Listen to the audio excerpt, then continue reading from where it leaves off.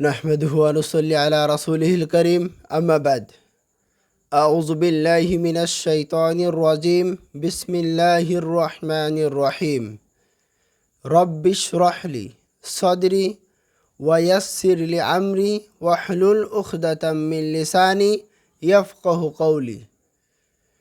সম্মানিত দর্শক শ্রোতা, আসসালামু আলাইকুম ওয়া রাহমাতুল্লাহি ওয়া বারাকাতুহু।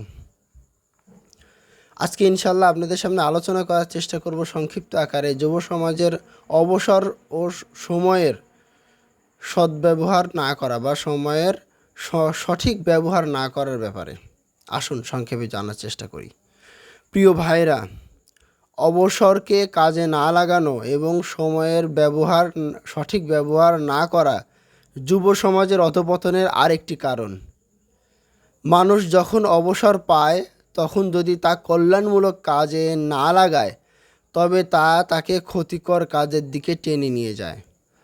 তখন সেই অবসরই তার গলার কাটা হয়ে দেখা দেয়। ইমাম বুখারী রহমতুল্লাহ আলাইহি ইবনে আব্বাস রাদিয়াল্লাহু আনহু থেকে বর্ণনা করেছেন, তিনি বলেন যে আল্লাহর রাসূল সাল্লাল্লাহু আলাইহি সাল্লাম বলেছেন, দুটি নেয়ামত নিয়ে অনেক মানুষ ধোঁকায় পতিত হয়। এক, স্বাস্থ্য, দুই, অবসর। হাদিসটি আছে সহিহ বুখারী ৬৪১২ নম্বর হাদিস এবং সুনান ইবনে মাজাহ ৪১৭০ নম্বর হাদিস এবং সহিহ মিশকাত ৫১৫৫ নম্বর হাদিস।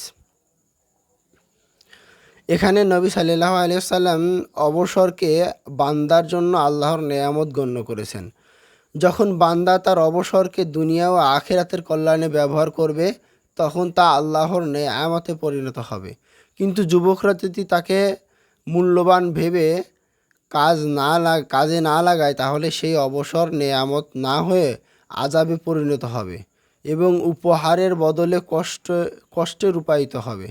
রাসূলুল্লাহ সাল্লাল্লাহু আলাইহি ওয়াসাল্লাম এর সাহাবী আব্দুল্লাহ ইবনে মাসউদ রাদিয়াল্লাহু তাআলা আনহু এর উপর আল্লাহ রাজি থাকুন, তিনি বলেন, আমি সেই লোককে অবশ্যই ঘৃণা করি যে তার অবসর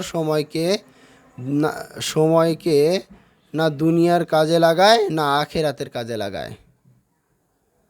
হাদিসটি আছে মুসান্নাবে ইবনে আবি শাইবা ৩৪৫৬২ নম্বর হাদিস, হিলহিয়াতুল আউলিয়া ১৩০ পৃষ্ঠা। ভাইরা, এই ব্যাধির প্রতিকার যুবকদের সময়ের গুরুত্ব অনুধাবন করতে হবে। তাদের অবসর সময়কে তাদের দিন ও দুনিয়া কল্যাণে লাগাতে হবে। আমরা নিজেদের এবং আমাদের যুবকদের নবী করিম সাল্লাল্লাহু আলাইহি সাল্লামের নিম্নের বাণী অনুযায়ী আমলে উদ্ধৃত হতে পারি, যা কিনা তিনি আদেশ ও নসিহত সূত্রে আমাদের উদ্দেশ্যে বলেছেন। তুমি ৫টি অবস্থার পূর্বে ৫টি অবস্থাকে মূল্যায়ন গণ্য করো। তোমার বার্ধক্যের আগে তোমার যৌবনকে কাজে লাগাও। তোমার অসুস্থতার আগে তোমার সুস্থতাকে কাজে লাগাও। তোমার দরিদ্রতার আগে তোমার ধনাত্মকে কাজে লাগাও। তোমার ব্যস্ততার আগে তোমার অবসরকে কাজে লাগাও এবং তোমার মৃত্যুর আগে তোমার জীবনকে কাজে লাগাও। হাদিসটি আছে মুস্তাদরাকে হাকিম ৭৮৪৬ নম্বর হাদিস, সহিহুল জামে ১০৭৭ নম্বর হাদিস, সহিহ মিশকাত ৫১৭৪ নম্বর হাদিস। ভাইরা, এই সমস্যার প্রতিকারে সময় যে একটা সুযোগ এবং অবসর যে একটি নেয়ামত তা আমাদের জানতে হবে। সেই সাথে আমাদের যুবকদেরও তা জানতে হবে। হারিয়ে যাওয়ার সময় আর ফিরে পাওয়া যাবে না। ভাই, এগুলো আমাদের হাতছাড়া হওয়ার আগেই কিংবা আমাদের উপর আযাব হয়ে দাঁড়ানোর পূর্বেই আমাদেরকে নবী করিম সাল্লাল্লাহু আলাইহি সাল্লামের কথা মতো দুটি কল্যাণমূলক কাজ ব্যবহার করতে হবে। দুটি কল্যাণমূলক কাজ, এক হলো স্বাস্থ্য এবং দুই হলো অবসর। আমরা যখন সুস্থ থাকবো ইনশাআল্লাহ চেষ্টা করবো আল্লাহ তাআলার ইবাদত বেশি বেশি করার, এবং যখনই অবসর সময় পাবো কোরআন এবং হাদিস বিভিন্ন দোয়া মুখস্থ করব এবং সে অনুযায়ী আমল করব। প্রত্যেকটা আয়াতের অর্থসহ পড়ার চেষ্টা করব ইনশাআল্লাহ।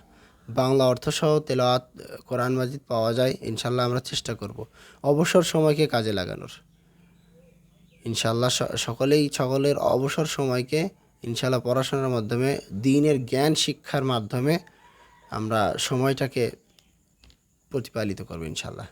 আজকের মতো এখানেই শেষ করছি। সুবহানাকা আল্লাহুম্মা ওয়া বিহামদিকা আশহাদু আল লা ইলাহা ইল্লা আনতা আস্তাগফিরুকা ওয়া আতুবু ইলাইক। আসসালামু আলাইকুম ওয়া রাহমাতুল্লাহি ওয়া বারাকাতুহু।